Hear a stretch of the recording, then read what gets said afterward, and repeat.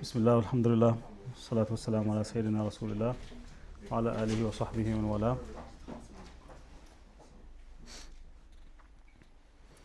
wala. Last time we stopped by verse number 91 of Surat Al Anbyaa, which is the 21st chapter of the Quran. Today, inshallah, we'll cover just one verse. We learned this lesson from the previous sessions. So we shouldn't really take passages, especially when it comes to prophets, for us to really unpack the texts. أعوذ بالله من الشيطان الرجيم بسم الله الرحمن الرحيم والتي أحصنت فرجها فنفخنا فيها من روحنا وجعلناها وابنها آية للعالمين. This is to do basically with Lady Maryam alayhi salam, who is the mother of Isa alayhi salam. And the verse translates as والتي أحصنت فرجها فنفخنا فيها من روحنا. And remember the lady who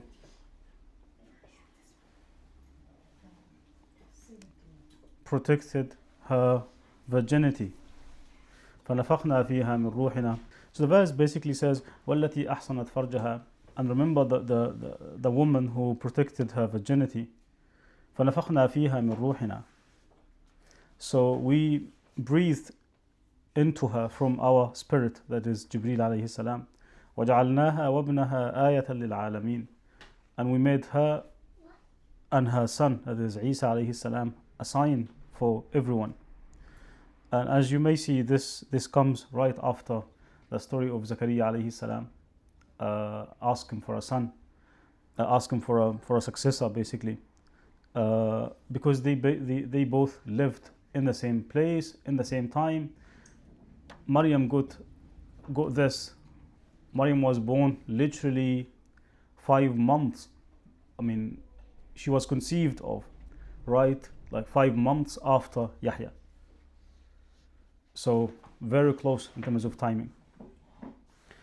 And this is just one verse, as so far we have come across 19, if I'm not mistaken, 19 prophets in Surat Al Anbyaa. It's rightly called Al Anbyaa, the prophets, for a reason. It's 19 prophets are mentioned in this chapter. But the first thing the Quran teaches us here is when it comes to how we may understand the Quranic verse, the first thing that interprets and explains the Quran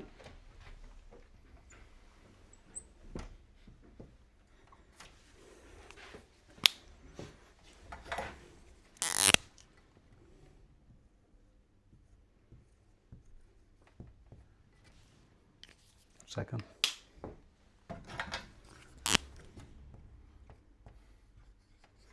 What is this? So the first thing that interprets the Quran is the Quran itself. So we need to look back and see how the Quran speaks of Maryam. Why is she in this position, held in a really high place, that Imam Ibn Hazm and other Muslim scholars actually considered Maryam as a prophet, not just a normal righteous person. And it makes a really solid argument. Since she is in Surat Maryam, she is mentioned with the prophets. In Surat Al Anbyaa, she is mentioned along with the prophets. So he says, I can't see a reason why she wouldn't be considered as a prophet. Those who opposed Ibn Hazm would say, how would you say that when the Quran basically says, وَمَا أَرْسَلْنَا مِن قَبْلِكَ إِلَّا رِجَالًا, but we before you, we only sent men as messengers. He would say, I didn't say she is a messenger, I said she is a prophet. And a prophet is different from a messenger. I mean, that's the mainstream interpretation. Otherwise, there are Muslim scholars that believe otherwise, that there is no difference between a messenger and a prophet. But he says, he makes a good argument that she received revelation from Allah and that revelation is embodied in Isa alayhi salam himself, and Allah communicated with her through Jibreel alayhi salam. So he makes a really good argument. But what is so particular about Maryam alayhi salam? Like I said, we only have one verse in Surat Al Anbyaa. But we learned from Surat Al Anbyaa so far that we should not look at these prophets in isolation from the other Quranic passages. Ibrahim alayhi salam, we had to look at other passages to see how he has been introduced. We often summarize, when you think of Ibrahim, the first thing that comes to our memories is him, almost sacrificing his son, right?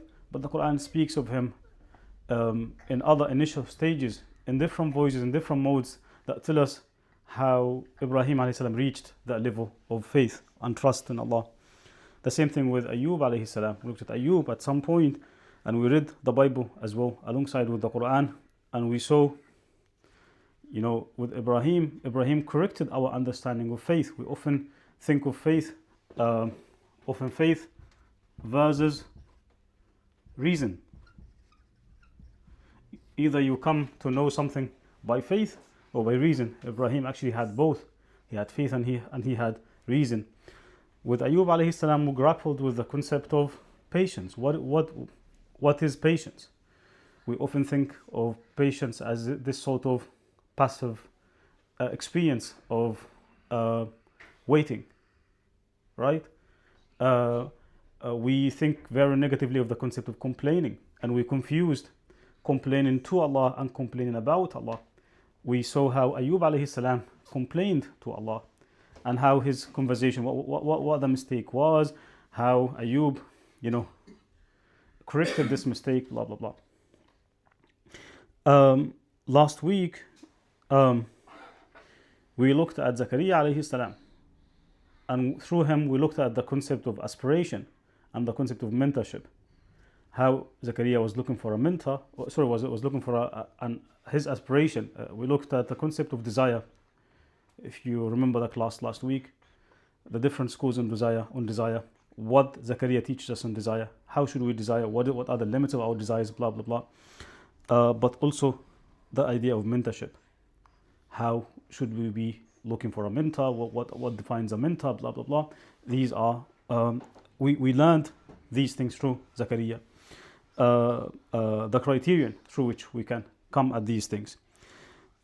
Maryam alayhi salam teaches us very similar things. Again, correcting mistakes, very common ones. And the first thing that she corrects, basically, and fascinates me about Maryam alayhi salam, I'd say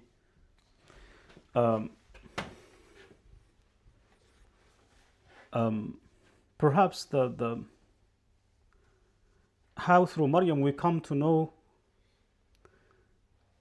if Ibrahim's narrative focuses and brings to the fore faith versus reason, if Ayub brings patience, if Zakaria brings aspiration and desire and mentorship, what does Maryam bring?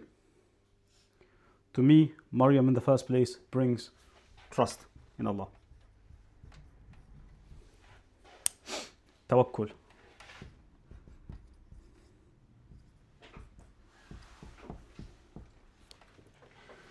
And the first thing she teaches us about tawakkul is, again, we often think of tawakkul as this sort of passive optimism, if you like. I am optimistic that Allah will intervene, and I would just expect ease. But this is not the case with Maryam. It's never a case of ease. If we look at the narrative in Surah Maryam, it shows Maryam's story is really one of the most difficult in the Quran. I don't think we reflect deeply on this. So Allah in Surah Maryam tells us, وَذْكُرْ فِي الْكِتَابِ Maryam. Remember Maryam in the book. إذ انتبذت من أهلها مكانا شرقيا, when she withdrew from her family to a place to the east. فاتخذت من دونهم حجابا فأرسلنا إليها روحنا فتمثل لها بشرا سويا. So she secluded herself from people, from her family, in which case we sent our spirit to her, that is Jibreel alayhi salam. فتمثل لها بشرا سويا, he came to her as a fully formed human being. قالت إني أعوذ بالرحمن منك إن كنت تقيا. She said, I seek protection, I seek Allah's protection from you if you are someone who is mindful of God. قال إنما أنا رسول ربك لأهب لك غلاما زكيا. He said, I am only a messenger from your Lord to gift you a righteous and a purified son.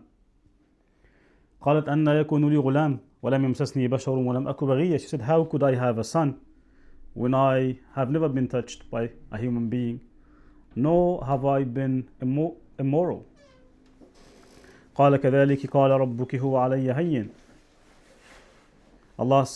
He said to her, Allah said, this is easy for me. وَلِنَجْعَلَهُ آيَةً لِلنَّاسِ. Your son will be a sign for everyone.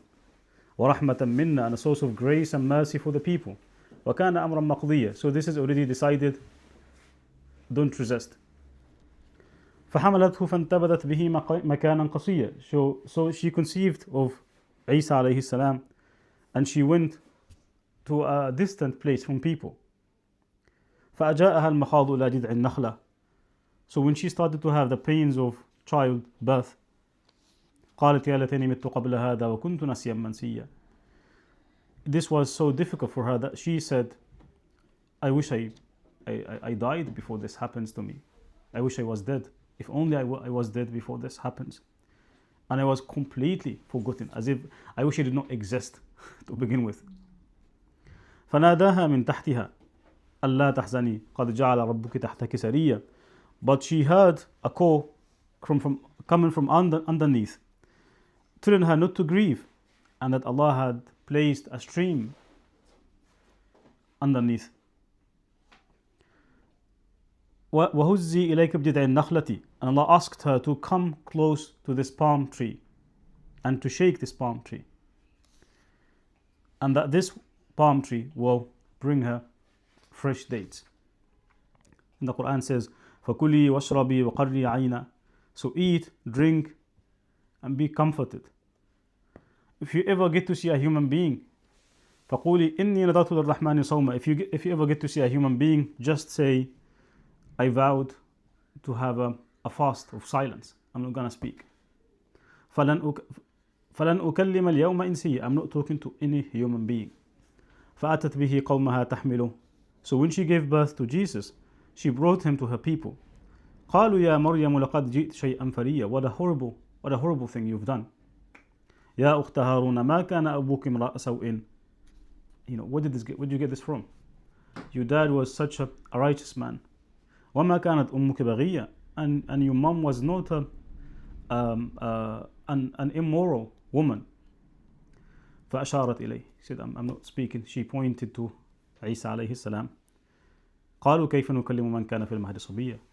They said, how could we speak to someone who is in the cradle, a baby? قال إني عبد الله. Said, I am. Then Isa alayhi salam started to talk. This is Maryam's situation. That's not an easy situation, especially in the Eastern culture. To face this public accusation for a woman who is known to be a woman of devotion and dedication to God, coming from a lineage of purity and a lineage of righteousness. This is a disaster. But she trusted Allah subhanahu wa ta'ala. But the key thing here, which Maryam alayhi salam teaches us, is that trust in Allah basically does not remove pain or hardships. What it does, it simply stops you from collapsing. It prevents you from really falling in a state of despair and depression. but it does not guarantee that you will have an easy life. It never said that. But Allah promised, I will save you, I will be there for you. But it doesn't mean that again reverses how we may understand tawakkul. And yet this tawakkul is not something, like I said, she is not passively optimistic. She is actually, Allah is asking her to do some action, to do this, to do that. But the pain is the pain, accusations are accusations. So the first thing that Maryam alayhi salam teaches us in this text is simply a correction of the concept of trust. That trust is not, the tawakkul, trusting in Allah, relying on Allah, does not really remove, there's no guarantee that no hardships are going to be there. It doesn't say that. But it makes sure that you will survive. You will remain on top of things. That's the first lesson that Maryam has to teach us in this case. Another thing that Maryam alayhi salam teaches us, and I find it really striking, is to do with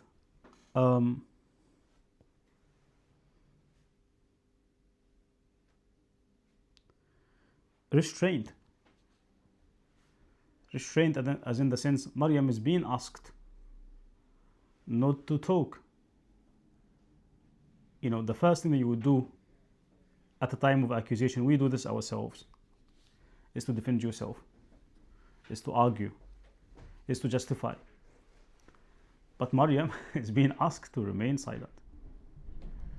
And Allah is telling Maryam, this restraint is actually more powerful than any sort of reaction. And Allah guaranteed that I will be by your side, but don't fall into the trap of justification and reaction, blah, blah, blah.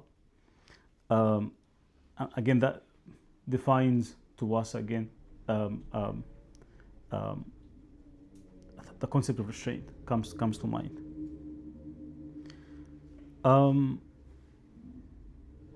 The power of silence as well.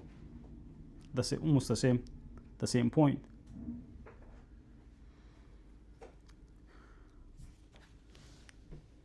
But the question is, how did Maryam alayhi salam reach this level?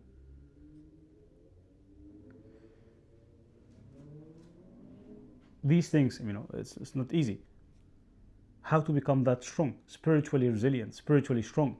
That's not easy, right? How do we achieve this?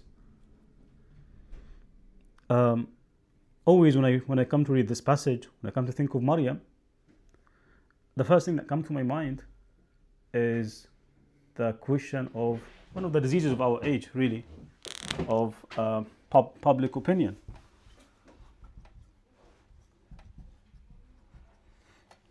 Of course, and reputation. One of the key diseases of our age, especially with social media and all this, the massive access that we have to people's lives and all this makes public opinion even madder than usual. More so in Maryam's case, a righteous woman who comes from a righteous family, her reputation is everything. That's what they indicated when they said to her, Ya Ukhta Harun, O sister of Aaron. Aaron was known as a man of, the vast majority of commentators would say it refers to a righteous man from her family, as one of her ancestors, basically. How could your family is known for this is your reputation. How could you destroy this reputation? The reputation, the legacy of our family, how could you destroy this? How can you survive in such a moment? And like I said, this is, it can never be more relevant than it is today in our age, public opinion. There is a term for it in Islam, in the Quran, that is called nifaq. hypocrisy. But sometimes, when we are fixated on a specific definition, on a specific image, of a concept, it almost dies out. Like if you think of nifaq today, if I ask you what nifaq is, what do you think of? Your mind will think of Abdullah ibn Salul and these guys, the early Meccans, the people that the Prophet had in Medina, blah blah blah, right? But nifaq is a very living thing. Public opinion is really one of its most major manifestations today. As in, when you observe people's opinions, when you observe the public opinion. And remember as well, this is a patriarchal society.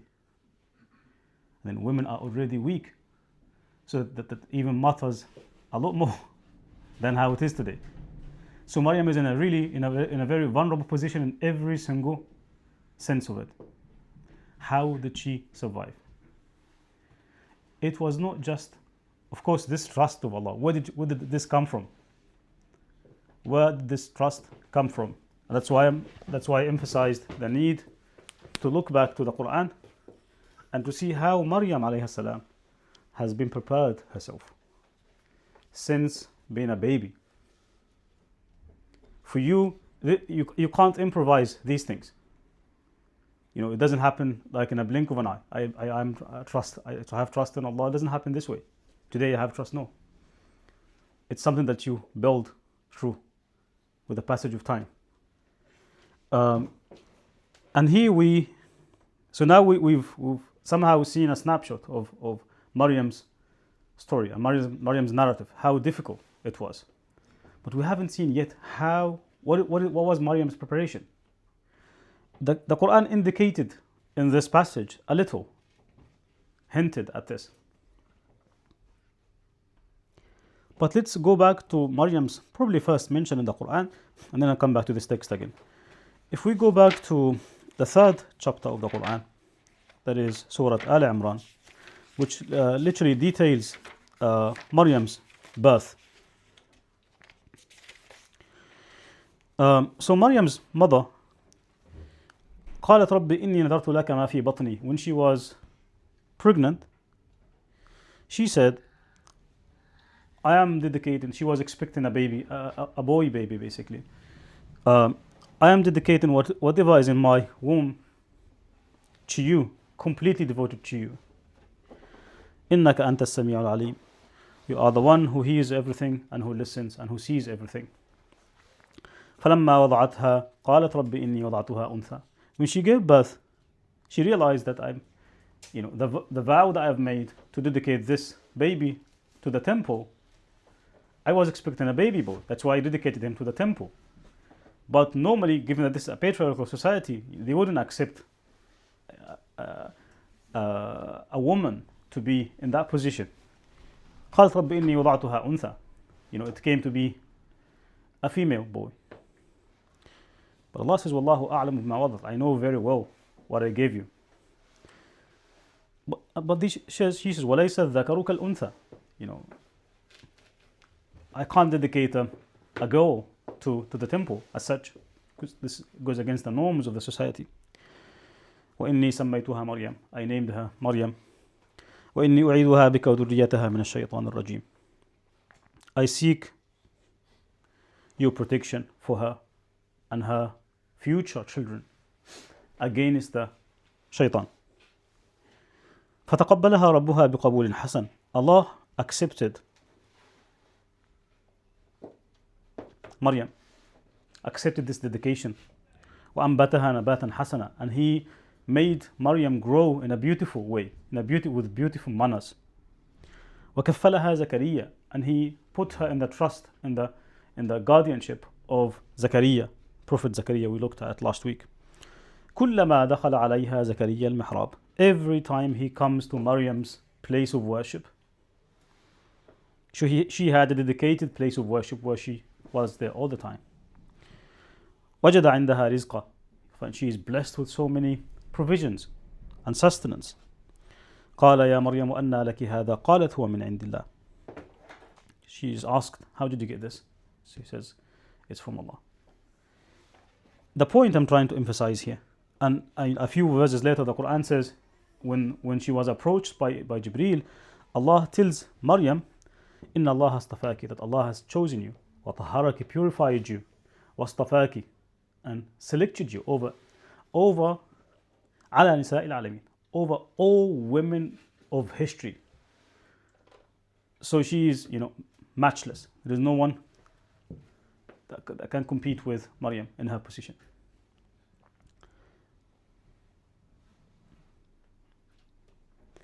That takes me to the point I'm trying to make, and the Quran emphasizes here a couple of times. There is the power of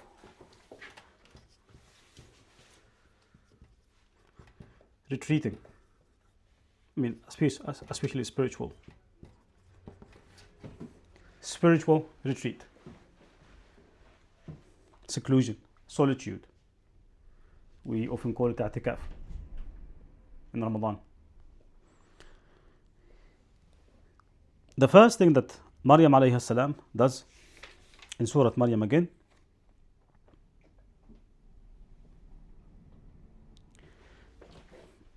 the Quran says, intabadat min ahliha, she secluded herself. اتخذت من دونهم حجابا. All these are references to spiritually retreating from people.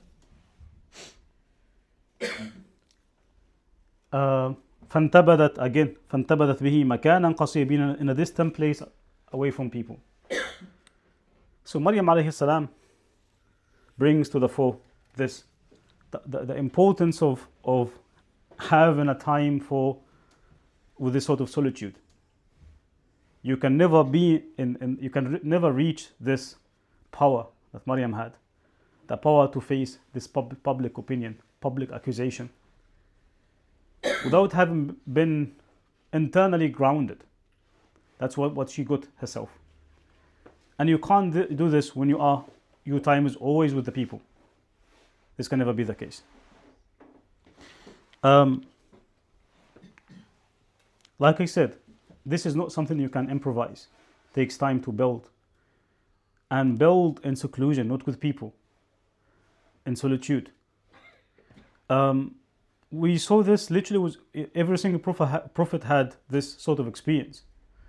Prophet Mohammed himself, Aisha radiallahu anha tells us in Bukhari, أول ما بدأ به رسول الله من الوحي الرؤيا الصالحة في النوم. His revelation began with having dreams.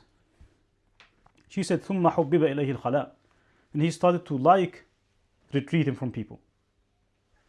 The word retreat, it's not a very common word today, but and today is even seen as more of a luxury.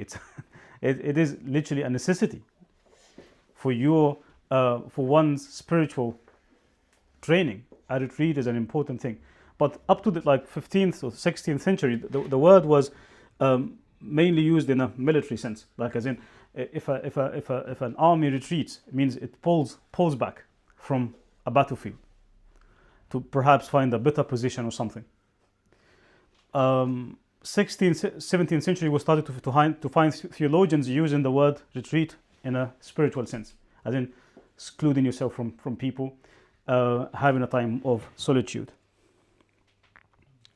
So this time that you spend on your own gets you to gain this sort of what you might call internal validation. I am internally grounded in myself because of my relationship with Allah in the first place. If you don't, you fall in the trap of external validation. The most major things that very detrimental to one's life before anything else. And the worst thing about external validation, what is it? How Allah designed us. Allah asks us as worshipful, as believers in Him. Throughout the Quran, throughout Prophet Muhammad's life, there are three types of relationships. You have your relationship with Allah, then your relationship with yourself, then your relationship with other than Allah. Right? It has to be in this order. Allah first, comes next the self, and then others. Of course, this is, I'm not, maybe I come to this later. The retreat gets you to really to make sure that this is in order. This is the case. Allah first, comes, myself, my interests, then comes people's interests, if you wish. This does not go against what we know in Islam as the concept of al-ithar. Putting others first. That's a different context. Putting others first when it comes to maybe a benefit that I would get, I'd rather put someone else first. That's a different thing. Here we're talking about the essence of the relationship. Let me clarify. Any change to this paradigm, putting others first, here, external validation. I gain my honor by how the people would see me. So my honor lies in their hand. My dignity lies in their hands in this paradigm. If others come first, very dangerous. People's opinions change. How do I protect it? No way. There is another word for it that we use, is the word reputation. Right? It's more of a value today. I want to protect my reputation. If you prioritize this, you're in danger. You are in this danger of putting others first.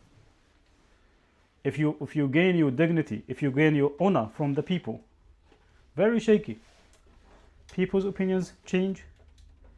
People's opinions are often actually attached to interests they have themselves. How do I verify that your opinion of me is not tied to a specific interest or something?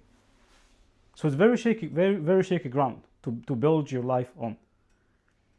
So sometimes you put yourself first before Allah. Another dangerous thing. Maybe I can. Perhaps in another discussion or something. I would rather unpack this paradigm in a different conversation. I want to provide examples, more examples of this paradigm. But for now, let's focus on this. When you are based on this external validation, you put in others first. Their perception of me defines who is me, who I am. Very dangerous. Putting yourself first. That's what Fir'aun does. Ego. The retreat gets you really to put all this in order.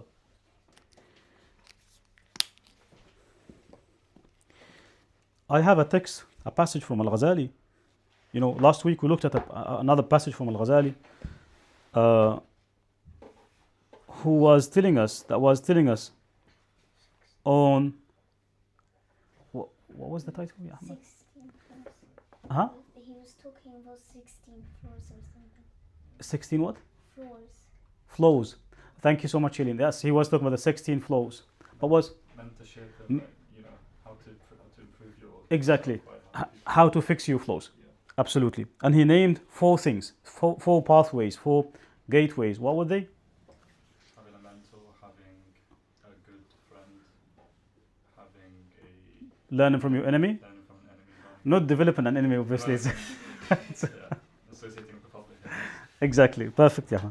In the same chapter, he talks about the things that help you achieve this, and he considered it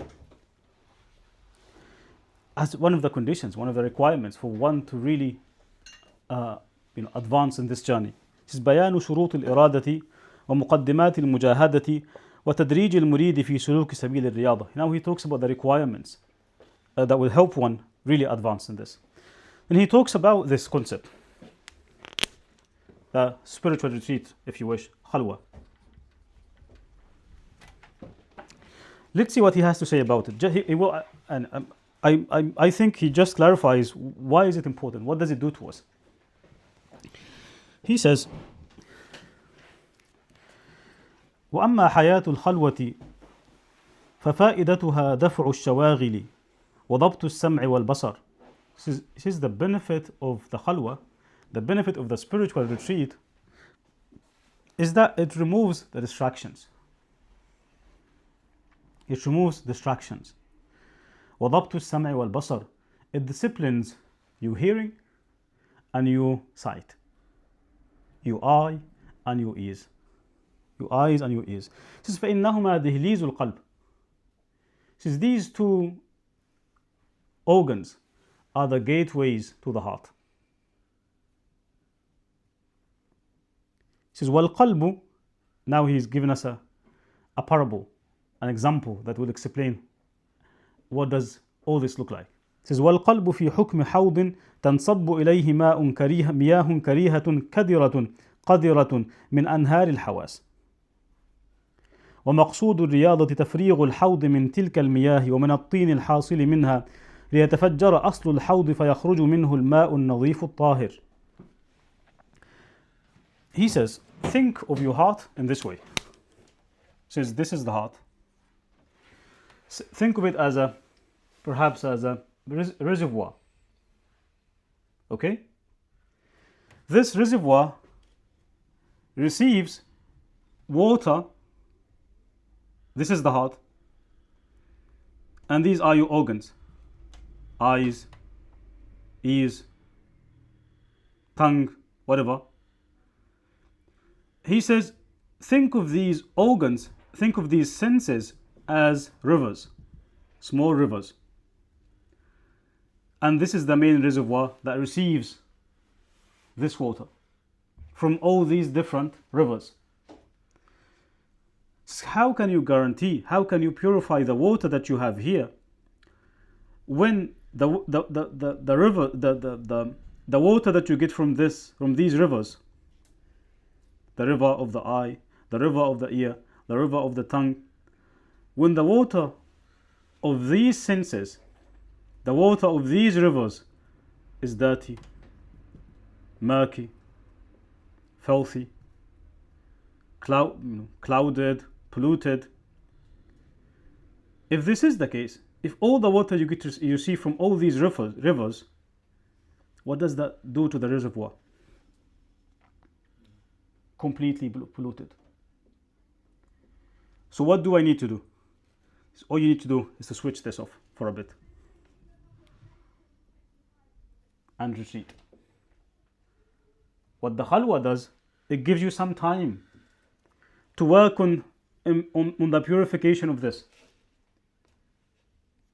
He says, if you keep working on this, when these rivers are still flowing, it's worthless, whatever you're doing. Because if you clean a bit, you still have, it's still incoming, it's ongoing. So it will never be pure. So you need some time to retreat as much as you can. Of course, you can never completely retreat from life. That's not what we're asking for. What he's asking for. He's asking for introducing this as a disciplinary thing that you have in your life. So, again, he says, this is the heart. These are the different organs of your body. Eyes, ears, tongue, whatever. All these senses, think of them as rivers that bring water to this reservoir. The reservoir is the heart. And you need to maintain, Allah says, إِلَّا مَنْ أَتَى اللَّهَ بِقَلْبٍ سَلِيمٍ. Your salvation on the day of judgment is based on the soundness of your heart and the purity of your heart. That means this is your mission, to purify your heart, to keep it clean. How can I keep it clean when the water that is coming from here, my eyes are not looking at the good things, my ears are not listening to the right stuff, I do the wrong things with my feet, I do the wrong things with my hands. All these senses are bringing dirty, murky water to the reservoir. No way can you maintain a good, sound heart when this is the case. What you need to do is to retreat. Limit the incoming water. Otherwise, it will always be unclean. Even if you try. Just think of it this way. I'm trying to clean up, but it's still coming. I need to do two things. Not just purify, but also make sure that I stop the sources. I limit the incoming murky and dirty water. If I don't, there is no use to it. That's what they call here التخلية والتحلية. I mean, I don't want to confuse with concepts. But he says, فكيف يصح له أن ينزح الماء من الحوض والأنهار مفتوحة إليه فيتجدد في كل حال أكثر مما ينقص. So how could you maintain the purity of your heart and the cleanliness of the water of your heart when you have all these unclean water coming in? And this is the center of your life, the most important organ that's what the Prophet said. It's the salahat. If this organ, the heart, is clean and pure, the entire body is clean and pure. If it's not pure, the whole thing is corrupt. It says فلا بد من ضبط الحواس إلا عن قدر الضرورة. It says you really have to discipline your senses, except for the necessities, But he says وليس يتم ذلك إلا بالخلوة في بيت مظلم. There is no way you can do this when you are in public. You really have to have time on your own, spiritually retreating.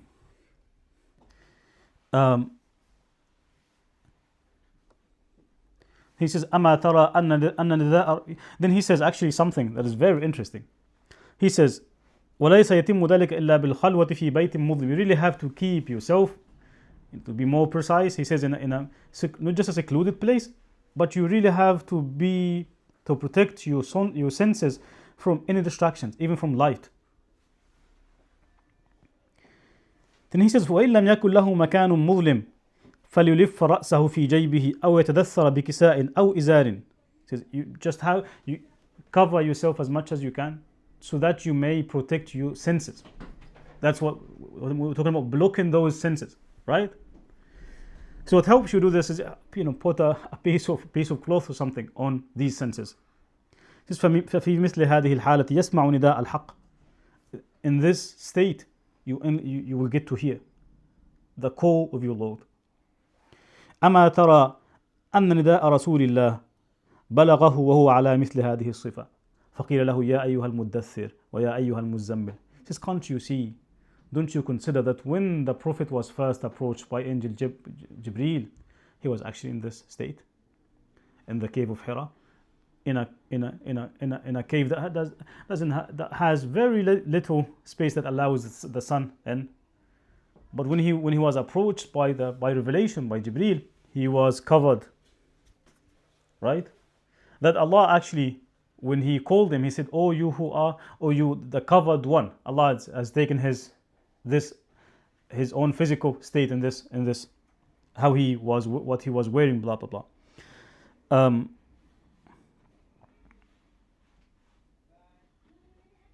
I hope this passage from Al-Ghazali clarifies a bit why Al-Khalwa is important. Of course, scholars disagree on what the etiquettes of Al-Khalwa are.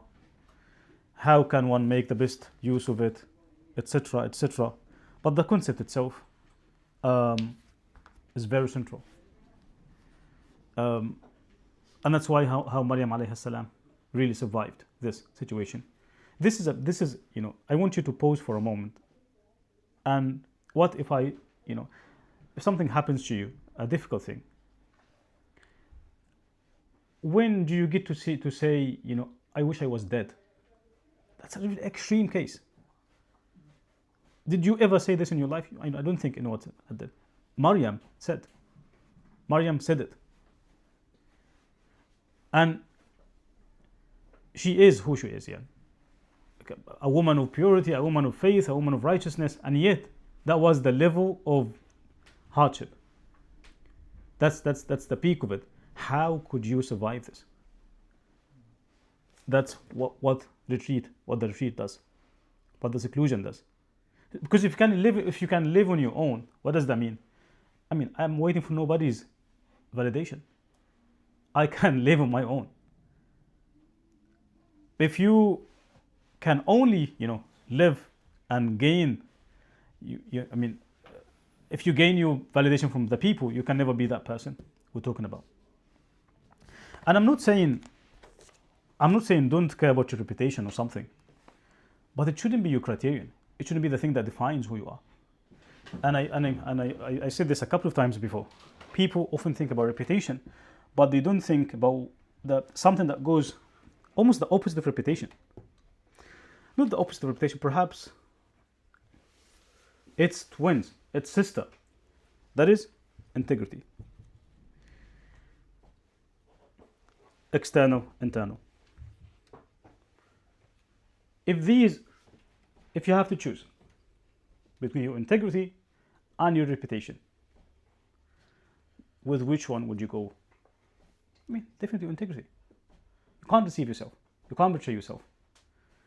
People can accuse you, can reject you, can be suspicious of you, can be every single thing. But if you're faithful, if you know deep in your heart, you don't care. So when reputation is at stake, think of your integrity. That will get you to choose the right decision always. Because this is deeply linked to public opinion. It's become like more of a taboo today. Make sure you don't say this because it will get the public against you. Make sure you say this because it will protect your reputation, blah blah blah.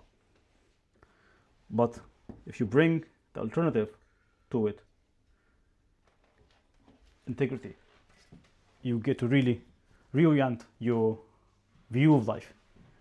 So again, Maryam alayhi salam could have never responded to this challenge without having been prepared for this moment. We saw the preparation, how it was very early on in her life. She gained that power and that strength from within, not from without. By putting Allah first, comes the self, comes others. Perhaps I can say more on this. I mean, I want to give it its due treatment. How does that transpire in our lives? Nothing to do with Ithar. We are asked to put others first when it comes to, perhaps, I don't know, you know what I mean. But the context is in terms of who's in my vision. Because when I put someone else first, I'm not doing this for him. I'm not doing this for her. I'm doing this because Allah wants me to be like this. So it's, otherwise, if you're doing this for this person, this is nifaq, isn't it? Right? That's why I said I want to give this its a proper treatment. This threefold typology, very central. It looks basic, but so many other shapes of it can undermine your life. Like I said, if Allah is number 2, you're stuck. If Allah is number 3, you're even more stuck. If with some sort of alteration you can make, I don't know how many versions of this you can make. 9, I don't know, 18, I don't know. But this is dangerous. Much of what we face in our struggles in life comes down to this. Especially in today's age, because of this public opinion. We have access to so many things, people's lives and everything. So if there is one thing that Maryam teaches us today, is this the power of spiritual retreats. It's probably one of the key ways, if not the key way, with which you can really survive the challenges of life, and that you can develop your integrity. I won't have to worry about my reputation. I won't have to worry about the public opinion, because I'm internally grounded. There is nothing that can be better than this. And that's why she understood that trust does not mean there is no pain or something. She's at the peak of it. I wish I was dead. That is something we wouldn't say ourselves. We are way less than Maryam in the depth of her faith. And she said that shows us how advanced her spiritual state was, like how dangerous and how difficult the situation was. That's pretty much what I wanted to share with you today to do with Maryam alayhi salam. But we have uh, 10 minutes. If you have any comments, questions, hopefully more comments than questions. anything that inspired you about Maryam from the text, if you wish, or from what I said. Feel free to disagree with what I said, agree, or have some reaction. Yani. You don't have to be silent. When you spoke about the like protecting the heart and like the other senses being like rivers that are feeding into the reservoir. Yeah. And do you, like how do you think it's possible, and how do you think it's possible to maybe try and like filter out some of those sources of pollution for the heart? If like obviously if you're able to retreat, then you retreat, like you were saying. But then if you're like when you are around that and it is feeding into your heart, what do you think is a way that you can try and filter it out and basically block it out? Okay. Maybe that's quite like a long. It is a long one. It is definitely a long one. Yeah. But Al-Ghazali himself knows this firsthand because he experienced it. Last week I talked about his spiritual crisis that he had himself. He secluded himself for 10 years. 10 years of seclusion, 10 years of solitude. That, in numerous places he tells us, and his biographers tell us, he used to live in Baghdad. He moved to just to keep himself away from the people, to be unnoticed and unknown. He moved to different places. He went to Palestine. He went to Syria. Some narration says he moved to Egypt, and then Mecca. At some point,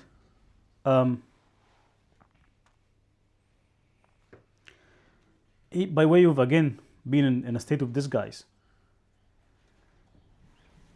he worked as a cleaner in a masjid. And you were here last week. I talked about who Al-Ghazali was. He started as the scholar of the day, if you wish. And he was a cleaner. At some point, he used to clean in the Umayyad Mosque in Sham, and a man came and asked a question to a group of scholars who were sitting in the masjid, and they debated what the answer was. And Al-Ghazali, as the cleaner of the masjid, wasn't happy to see the man leaving in confusion. So the man left confused, with no answer. So he approached the man outside. So you know what? The answer to your question is blah, blah, blah. The man said, who are you? You're just a janitor, you're just a cleaner.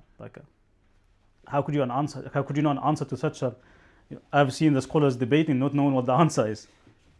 Right? He went back. The man went back to the circle and asked the scholars again, I've seen this man, he told me such and such. He said, no way. This is not a cleaner. These are not the words of a cleaner. Al-Ghazali could realize that people started to notice him.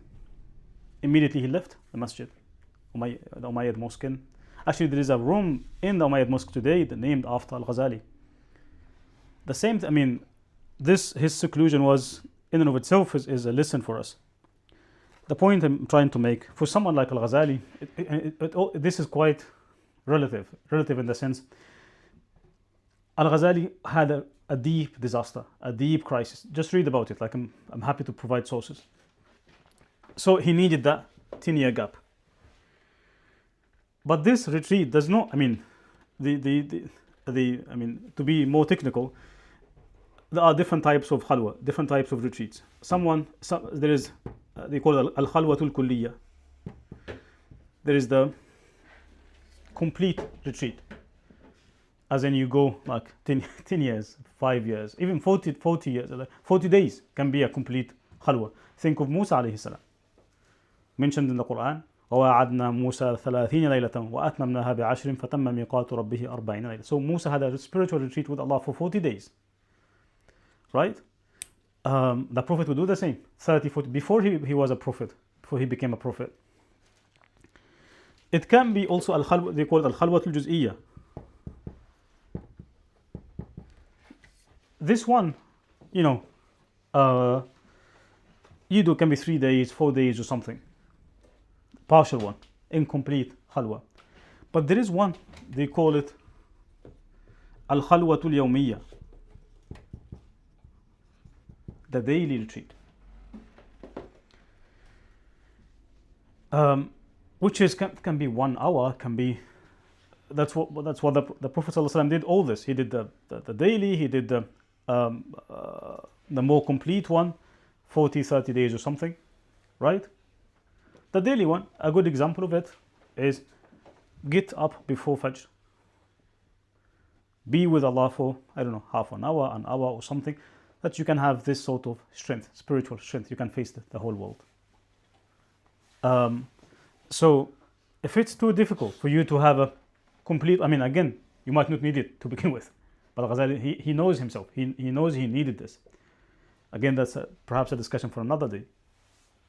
He needed a complete seclusion because of his reputation. He was the most popular scholar of his day.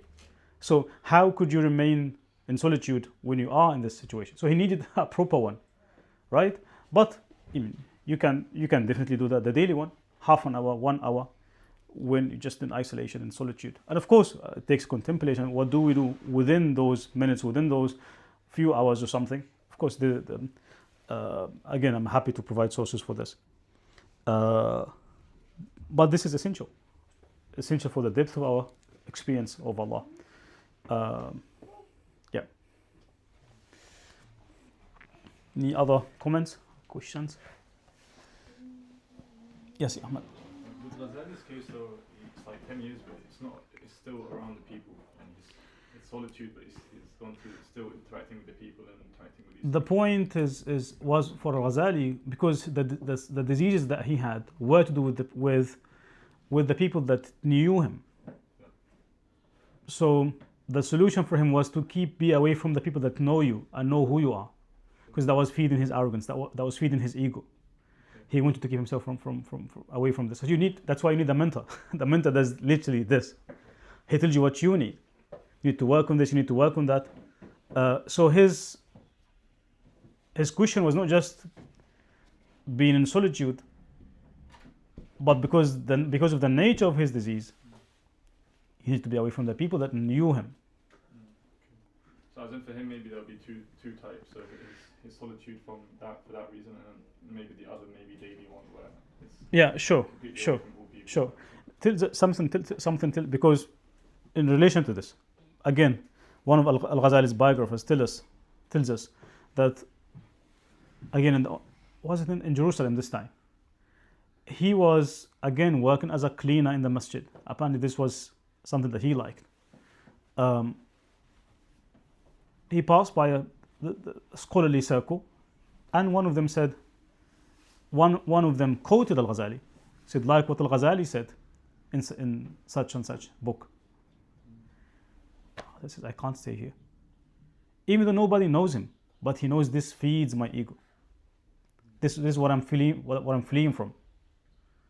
He left the masjid, the whole area. So again, this is relative, mainly because that's why, again, mentorship is needed for this. Is needed for analysis, like what is going on, what do you need to work on, so that you would know what type of retreat you would need. Sometimes the retreat doesn't work, because you don't know what the disease is. So it all depends on what the disease is. What do I do in it as well? Yeah. Just so, like, as another example, someone maybe who feels they're quite selfish or something, or very, just very living a very luxurious life or something like that, and don't want to give away the money, just retreating away from that for a little bit. Exactly. Maybe more of a less privileged kind of situation, something like that. Yeah. Interacting like with the life that you have. So absolutely. Fixing your sort of issues or something. Like, you think could work. I'm being reminded of, I hope I'm not mistaken about quoting the name Abul Hasan al-Shadili, one of the major spiritual masters of our tradition. His Sheikh Abdul Salam ibn Mashish. Again, I hope I'm citing the right names, but it's the story is the story anyway. That's so he came to a city where his Sheikh was, and he was told that the Sheikh has left the city, so you will find him somewhere else. He traveled to that place.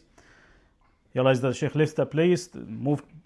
All this after the Sheikh. So until finally he reaches the Sheikh. Abu Hassan al-Shadili was known to be like he had a will of comes from a well-off family, like he comes in his good outfits, blah blah blah.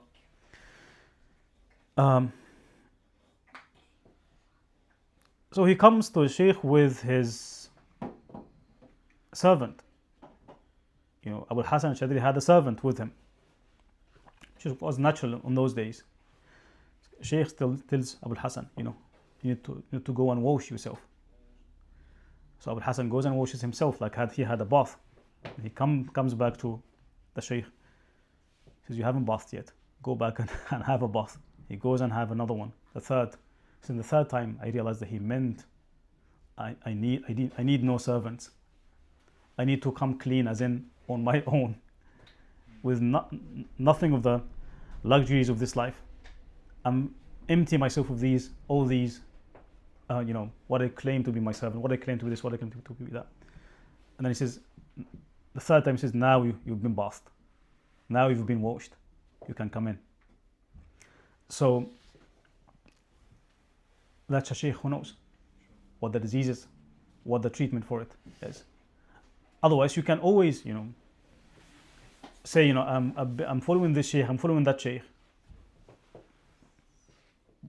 but without analyzing what the disease is and arriving at the essence of it.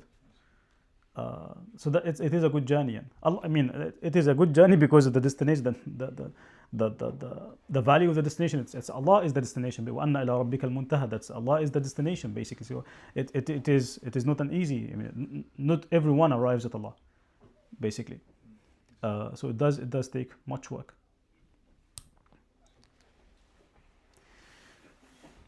Any other comments? Yes, Yeli.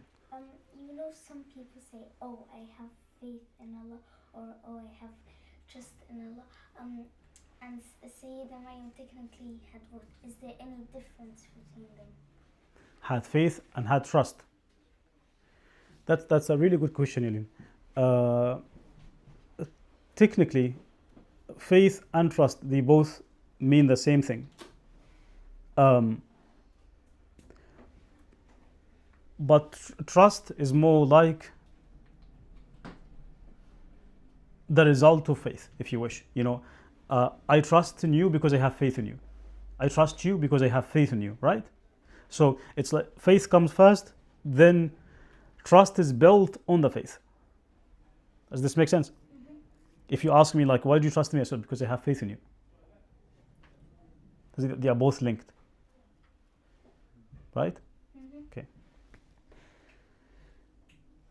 I get intimidated by Lean's questions, really.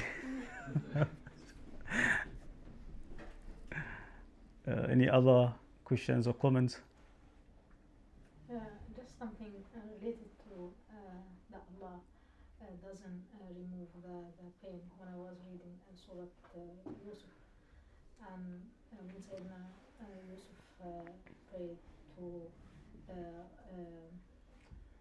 رب اصرف عني كيدهن وإلا أصبو إليهن وأكون من الجاهلين. And then Allah said فاستجاب له ربه فصرف عنه كيدهن. And then the ayah that comes after ودخل معه السجن. And then how Allah subhanahu wa ta'ala استجاب له, answered his prayer, and then he still went through the prison process. Speaking of the Allah, seclusion. That Allah, it doesn't mean that he just get away with the ladies and the things and the prison and everything, but he still had to go through the process. Of the Absolutely.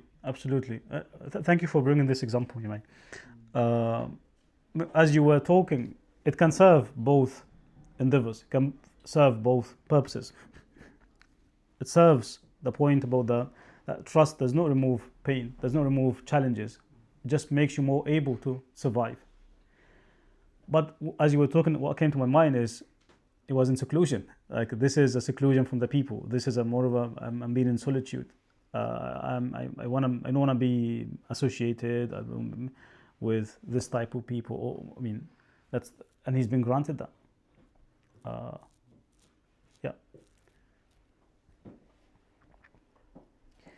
Yes, you have. When you were translating the verse that we addressed today, No. you said when you translate فَنَفَخْنَا فِيهَا مِنْ رُوحِنَا, you referred to Angel Gabriel. If No. I'm correct. Is it how do you understand this process? As in, I thought Yeah. it was closer to how mankind was created. That kind of nafkh for ruh.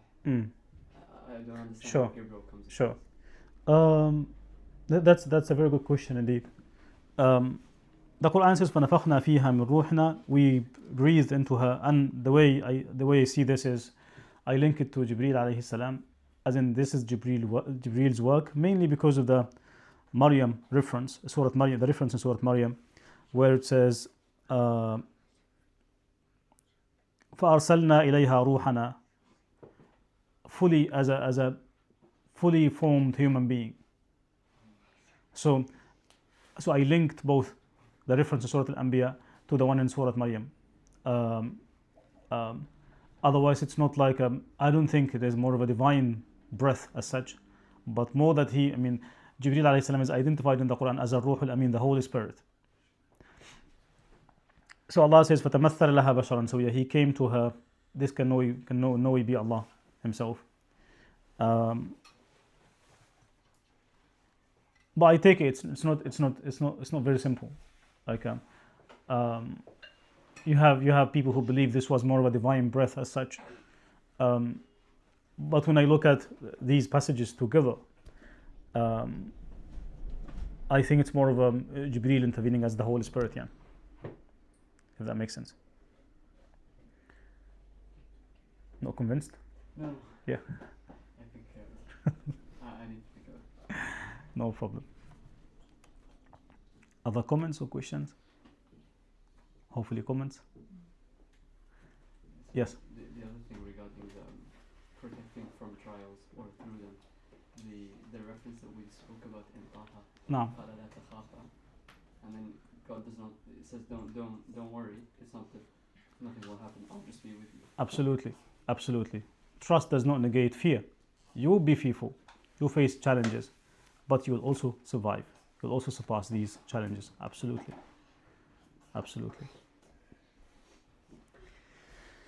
Okay. Inshallah, we'll meet up next week with another. This is probably the last reference of a prophet, unless if we cover Isa alayhi salam maybe next time. I'll see inshallah. And we'll take it from there. سبحانك اللهم وبحمدك نشهد أن لا إله إلا أنت نستغفرك ونتوب إليك.